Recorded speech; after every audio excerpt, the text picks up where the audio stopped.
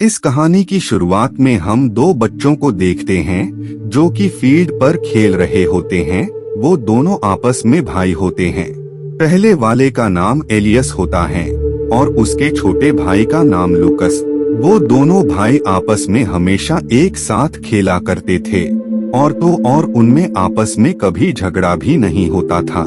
वहीं पर हम एक कार को उनके घर की तरफ आता देखते हैं।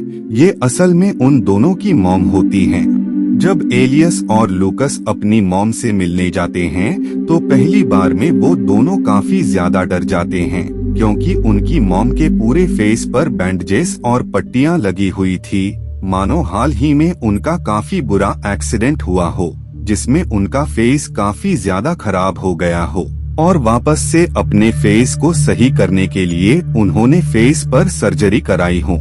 एलियस अपनी मॉम के पूरे फेस पर बैंडेजेस को देखकर उनसे इस बारे में सवालात करता है, लेकिन एलियस की मॉम उसे आधी बात को बताकर टॉपिक को चेंज कर देती है। वहाँ पर हम एक अजीब सी बात नोटिस करते हैं कि उनकी जो मॉम होती हैं, वो एलियस से काफी अच्छे से बात कर रही होती हैं और उसका अच्छे से ख्याल भी रख रही थी, लेकिन उनका जो दूसरा बेटा होता है जिसका नाम लूकस होता है, उसे वो पूरी तरह से इग्नोर कर रही थी, मानो वो लूकस को बिल्कुल भी पसंद न करती हो या फिर वो किसी बात से लूकस से काफी ज्यादा नाराज हो, इस वजह से वो उससे बात न कर रही हो। इसके साथ ही लूकस भी उनसे कोई भी बात नहीं कर रहा था, वो बस वहाँ पर खामोश बैठा हुआ था। बाद में मॉम एलियस को रूम में जाने का कहती हैं। एलियस को ये बात बिल्कुल भी पसंद नहीं आती है कि मॉम आखिर लूकस को इग्नोर किस वजह से कर रही है।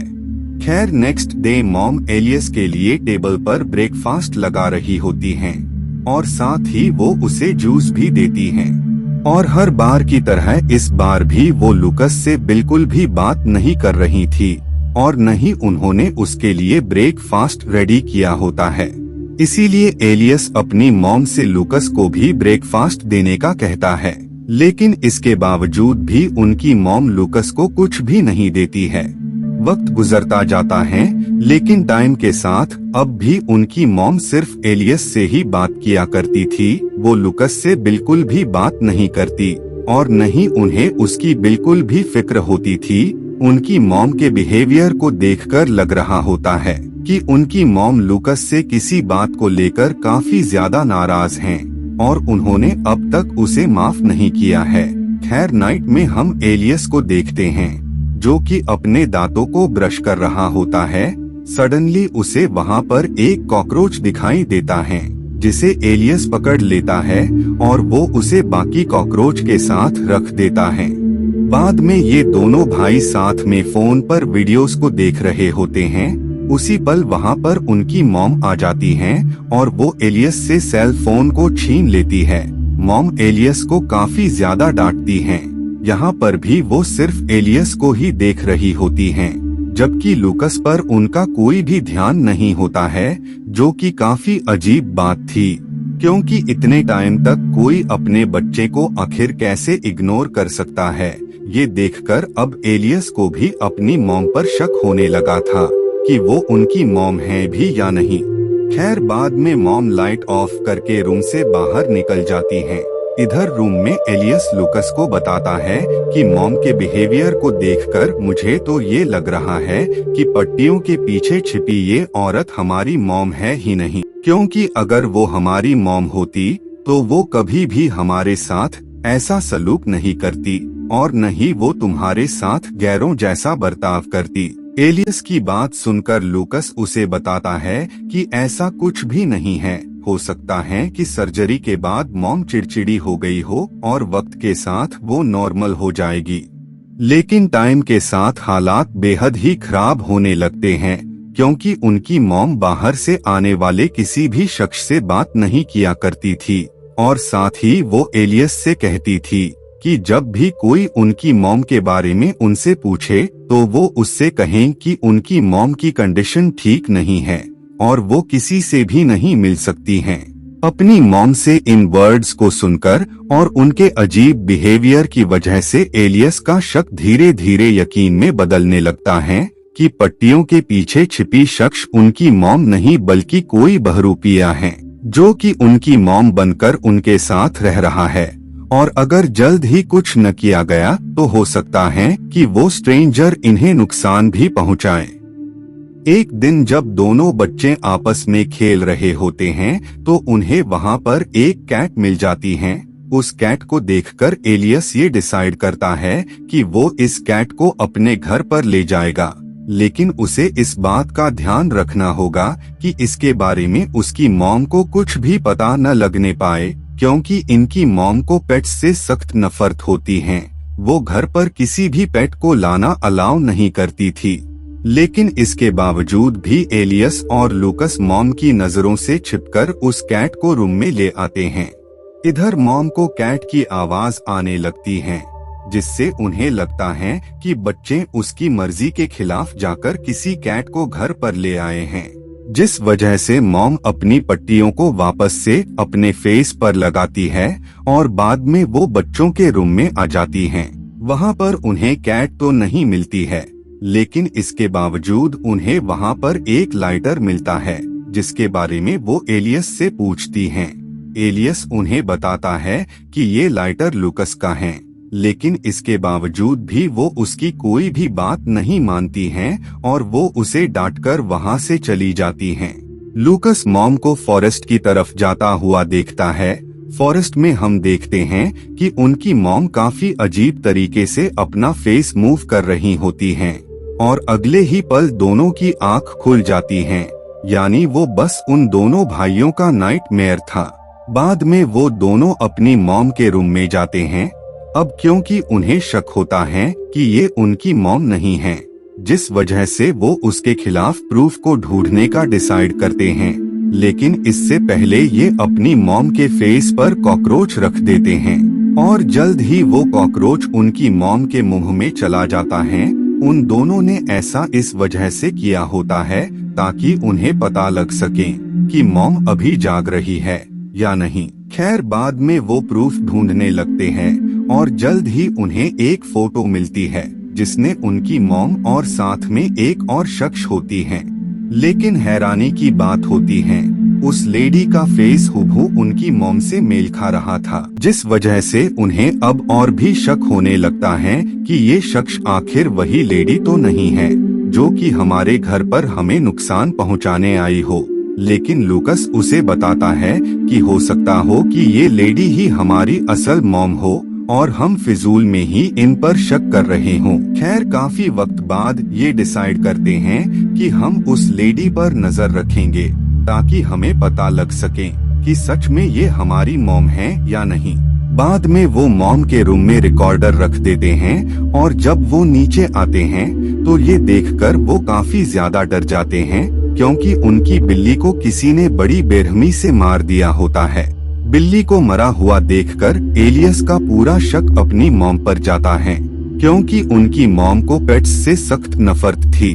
बाद में वो फिश टैंक में उसी मरी हुई बिल्ली को रख देते हैं, और जब मॉम ये देखती है तो ये देखकर उन्हें काफी गुस्सा आता है और वो एलियस को काफी डांटती है, उसे काफी बुरा भला कहती है।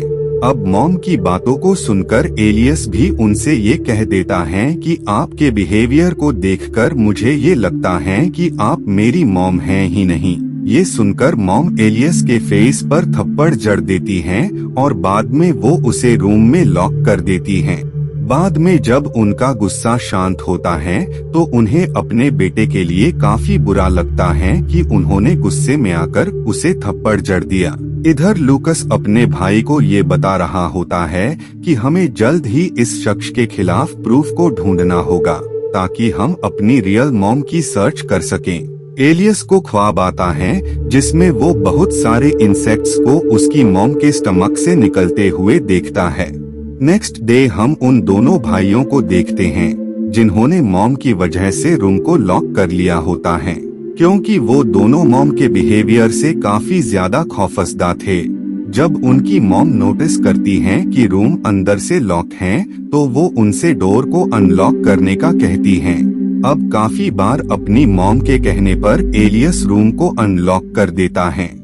और अब हम फर्स्ट टाइम उनकी मॉम को बिना पट्टियों और बैंडेजेस के देख पाते हैं। उसी पल एलियस अपने भाई के साथ घर से भाग जाता है और वो चर्च में प्रीस्ट से हेल्प मांगते हैं कि उनके घर पर कोई बहरूपिया उनकी मॉम बनकर आ गया है और वो उन पर काफी जुर्म कर रही है।